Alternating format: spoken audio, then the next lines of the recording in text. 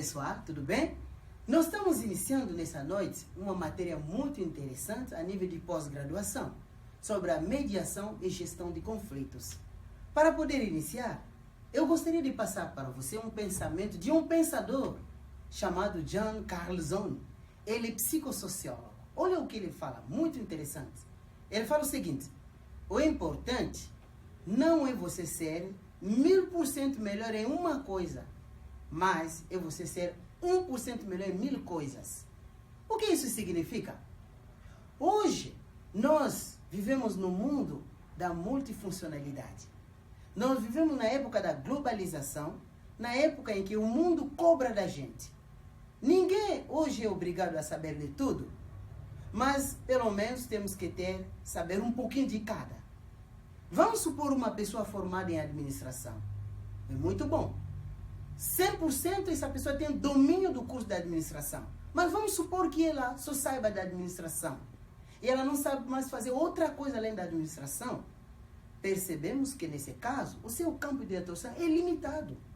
Por isso hoje nós temos que saber um pouquinho de cada, de gestão, de administração, um pouquinho de informática. Isso é muito importante. Por isso nós estamos aqui nessa noite para passar para você, pessoal, um elemento muito importante sobre o CHA. O ser humano precisa do conhecimento, que é o CHA. Por que o conhecimento? Porque, na verdade, o conhecimento é uma ferramenta muito importante na era da globalização, na era da mudança. Uma pessoa sem conhecimento fica para trás. Eu sempre costumo dizer nas minhas aulas, pessoal, vamos supor que numa família o marido estudou muito e a esposa não estudou. O que o marido vai fazer? Utilizar o seu conhecimento para incentivar a sua esposa a estudar. Ou o contrário também. Se o seu colega de trabalho não tem alguns elementos de informação e que você tem, não vai humilhar ele. Você utiliza isso para levantar a autoestima dele. Então, esse é o primeiro elemento. Eu estou lembrando aqui, pessoal, de um exemplo muito interessante. Uma senhora de 87 anos de idade cursou advocacia na USP, junto com as pessoas de 19, 20 anos, 21 anos. Agora, qual é a desculpa que uma pessoa de 21, 19 vai me dizer, ou me dar e dizer que ele não pode estudar? Não há desculpa, porque hoje o conhecimento basta querer. Então, CHA, conhecimento, habilidade, atitude, muito importante que o ser humano tenha o conhecimento, porque o conhecimento é a base para o desenvolvimento, para o crescimento. Agora, do outro lado, o que adianta a pessoa ter conhecimento se ela não consegue transmitir, se ela não consegue passar aos outros o que ela aprendeu? Nesse sentido, precisamos de habilidade. A habilidade é o quê? É a competência técnica. É você saber passar aos outros o que você aprendeu. O conhecimento é o saber, a habilidade é o saber fazer. Então, com a habilidade, nós aprendemos a crescer mais, a passar aos outros, em termos claros, o que nós aprendemos. Hoje nós temos muita gente com muitos conhecimentos na cabeça, que estudou bastante, mas que não consegue passar aos outros o que ela sabe. Né?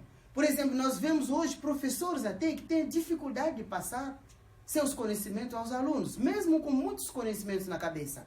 Então, o conhecimento, na verdade, é o ponto de partida. É a habilidade e a competência técnica. É o saber fazer. Finalmente, nós temos a letra A, que é a atitude. A habilidade e a atitude. A atitude é a postura, é o querer fazer. Vamos supor uma pessoa com conhecimento, uma pessoa com habilidade, mas que não sabe adotar uma atitude correta, ou uma postura correta. Eu lembrando aqui de uma história, de um curso que nós fomos assistir, onde a pessoa que falava era maravilhosa, melhor comunicadora. A pessoa falou durante 2 horas e lá no finalzinho da aula ela perguntou ao público: pessoal, eu estou finalizando a minha palestra, o meu curso, alguém tem uma pergunta para fazer? E alguém levantou o braço e disse: sim, eu. E ela disse: faça a sua pergunta. Quando a pessoa fez a pergunta, qual foi a reação do palestrante? Ela disse a pessoa que a sua pergunta era idiota. Criou um ambiente constrangedor e o pessoal começou a sair um por um, deixando ela sozinha. Agora eu pergunto para vocês, pessoal, essa mulher não tinha conhecimento? Tinha, e bastante.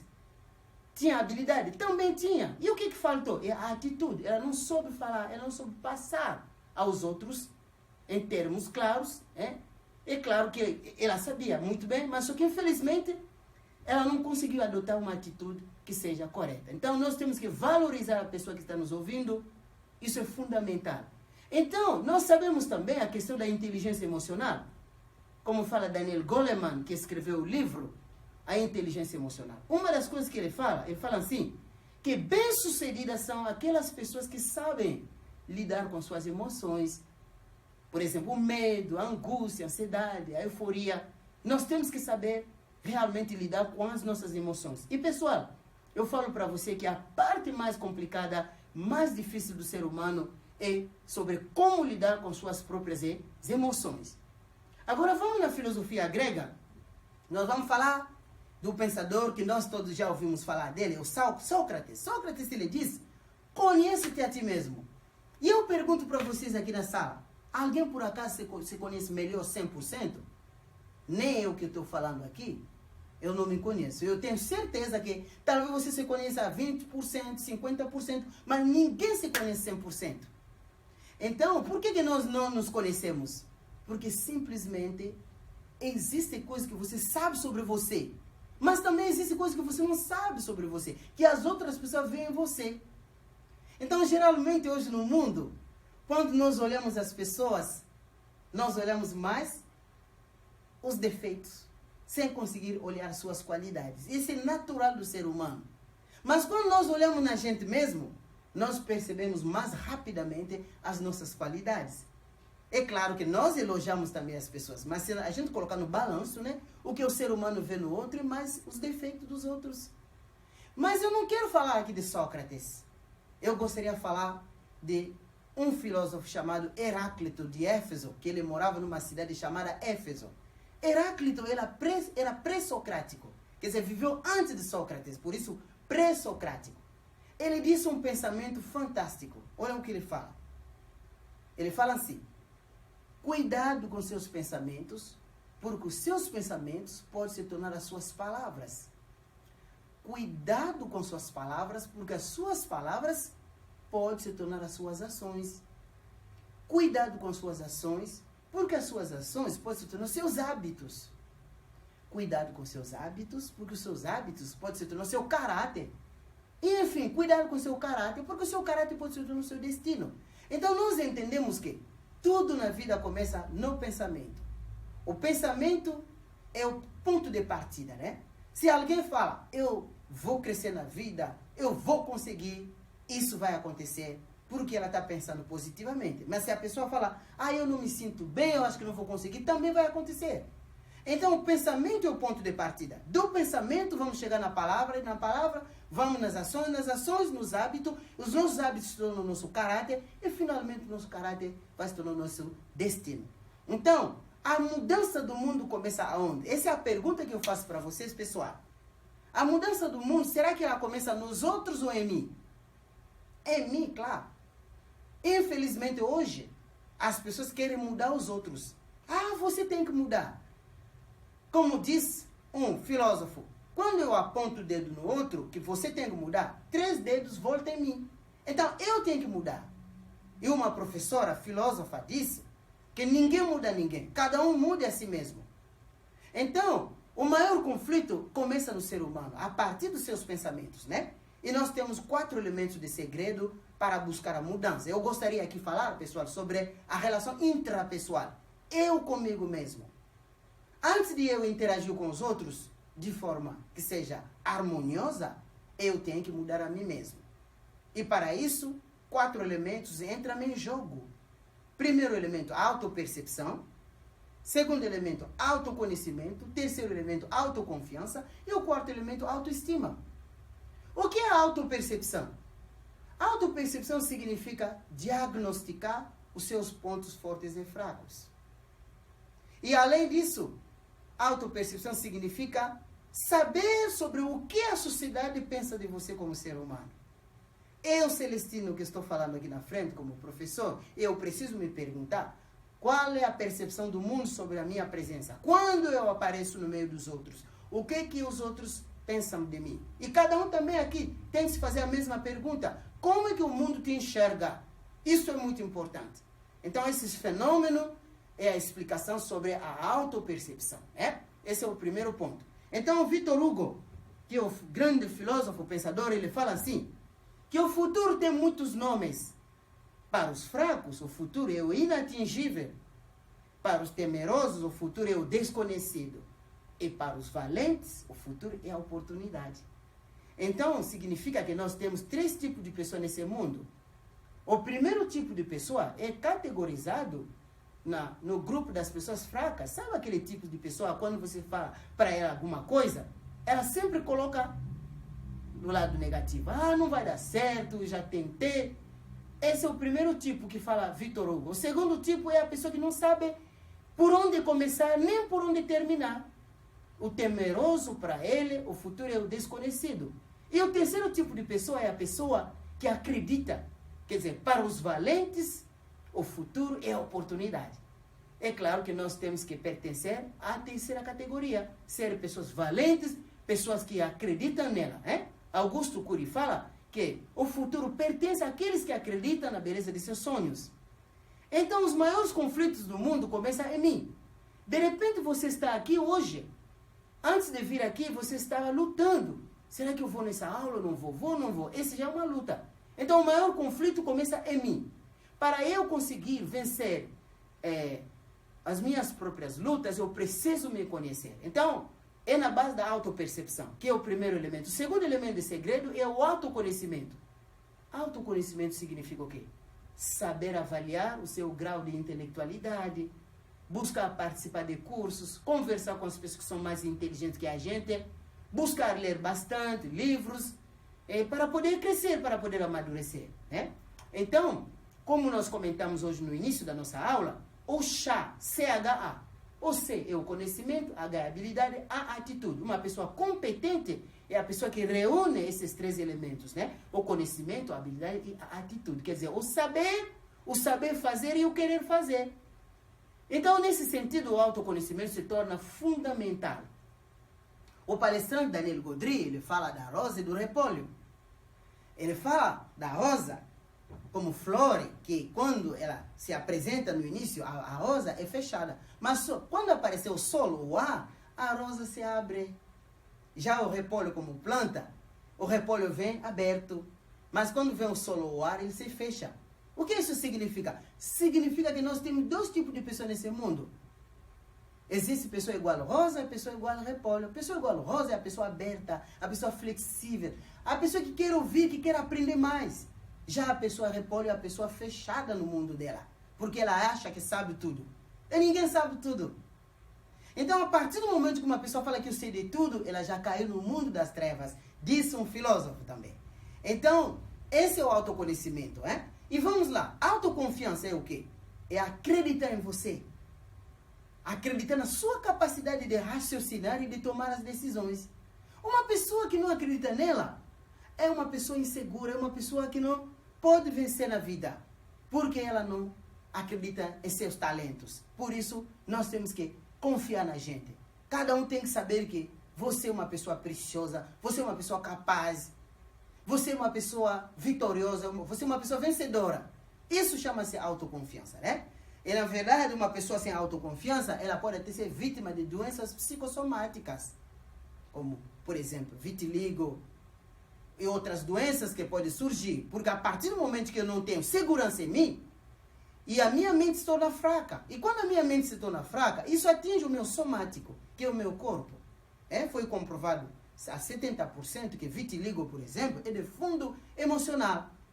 Nós já vimos pessoas com dores de dentes. Por quê? Porque a mente não estava em paz. Falta de tranquilidade, falta de paz interior leva a pessoa a manifestar doenças psicossomáticas. Então, eu peço para vocês, é um grande segredo na psicoterapia, que cada um possa acreditar nele. Você tem que saber que você é uma pessoa capaz, que você pode crescer na vida, que você é capaz de realizar um grande sonho na vida. Isso é muito importante. Finalmente, nós temos a autoestima.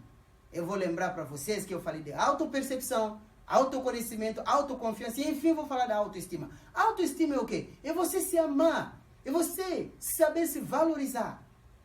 Se eu te perguntar quem é a pessoa que você ama mais nesse mundo, talvez você vai dizer que é sua esposa, ou seu filho, ou sua avó. Mas na verdade, a primeira pessoa que você tem que amar é você mesmo. Porque como é que eu vou conseguir amar as outras pessoas se eu não consigo me amar? Então isto é muito, muito importante, que cada um saiba cuidar de si, antes de pensar em investir para os outros. Não é mal amar os outros, mas o que adianta eu me sacrificar ajudando os outros se eu não consigo ajudar a mim mesmo, né? Então, nesse caso, ajudando os outros não terá nenhum valor. Eu preciso me ajudar. Eu tenho que ser um exemplo para poder realmente criar um ambiente harmonioso na minha família, no meio profissional, no lugar do trabalho, em qualquer lugar onde nos encontramos. Então, como explica Sigmund Freud, fundador da psicanálise, que os acontecimentos da infância têm um impacto muito grande na formação das características humanas, né? Ele fala que uma pessoa que foi vítima de trauma na infância, uma pessoa que foi muito humilhada, que foi pisada, ridicularizada, essa pessoa terá tendência a desenvolver uma personalidade do lado errado. E também a pessoa que teve oportunidade de receber carinho do pai, da mãe, que cresceu num ambiente psicoafetivo gostoso, essa pessoa também vai crescer bem futuramente. É claro que isso não é uma lei absoluta, né? Porque nós já vimos pessoas que, mesmo depois de ter recebido carinho, amor, mas essa pessoa foi do lado errado. Isso pode acontecer também. E também uma pessoa que foi muito bem-sucedida, que recebeu muito amor e vai do lado errado. E a pessoa que talvez passou por uma vida muito difícil, muito traumática, vai do lado certo. Isso também pode acontecer, mas de uma maneira geral, as circunstâncias do passado da infância determinam o futuro da pessoa, né? Então nós sabemos disso aí. E os maiores conflitos, como explica Sigmund Freud, começam na luta entre o infraego e o superego. O que é o infraego? O infraego são vontades carnais, biológicas, tudo que é ligado ao corpo, tudo que é ligado ao biológico. Já o superego é o quê? São as leis, as regras na sociedade. Por exemplo, eu quero realizar um projeto de vida, mas de repente chega uma luta em mim. Alguma coisa fala, não faça isso, você descansa, não deixa de... Não vai nesse caminho, não. Mas o superego fala, não, você tem que lutar, você tem que perseverar. Então, essa luta entre o infraego e o superego encontra-se em cada ser humano, no nosso dia a dia. Como é que podemos equilibrar isso aí? É através do nosso ego, quer dizer, da razão e da inteligência. Então, pessoal, para criar um mundo melhor, para saber gerenciar os conflitos, precisamos primeiro mudar a nós mesmos, né? Como disse um pensador, que quem quiser ser alguém tem que sair da posição de ninguém, sabendo que o alguém sempre pensa positivo e o ninguém apenas reclama da vida. Eu vou repetir, quem quiser ser alguém tem que sair da posição de ninguém, sabendo que o alguém sempre pensa positivo e o ninguém apenas reclama da vida. Dois conceitos importantes nesse pensamento, o alguém e o ninguém. Se eu te perguntar, você gostaria de ser chamado de alguém ou de ninguém? É claro que você gostaria de ser chamado de alguém. Quando alguém te chama de alguém, ele te valoriza, mas quando a pessoa te chama de ninguém, ele está te humilhando, na verdade. Não está te dando valor. Então isso é muito importante. Então nós temos que hoje, nessa aula, pessoal, buscar mais mudar a nós mesmos. Porque a verdadeira mudança não começa nos outros, mas começa em mim. Então estou aqui finalizando a minha aula hoje. Fico feliz da vossa participação e de ter ajudado bastante em prestar atenção nessa matéria. E voltaremos para continuar e aprofundando mais numa outra matéria bem mais interessante. Muito obrigado, pessoal. Agradeço muito a vocês.